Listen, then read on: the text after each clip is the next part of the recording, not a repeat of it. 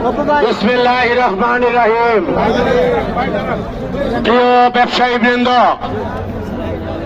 বাংলাদেশের আনাচে কানাচে থেকে আমাদের mobile accessories, technician, mobile parts ব্যবসায়ীবৃন্দ, আসসালামু আলাইকুম।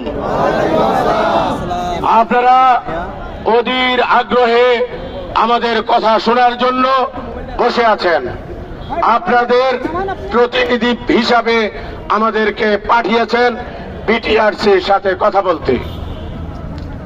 আমরা দীর্ঘক্ষণ আলোচনা করে আমরা একটা পর্যায়ে পৌঁছেছি। আমাদের কয়েকটা দাবির মধ্যে প্রথম কথা হলো, আমাদের যে প্রোডাক্টগুলো আছে মোবাইল, এই মোবাইলগুলা আমরা বিটিআরসি কিভাবে গ্রহণ করবে।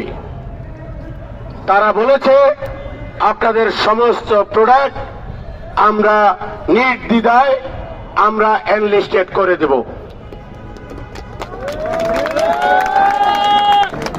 আমাদের সেকেন্ড অপশন হলো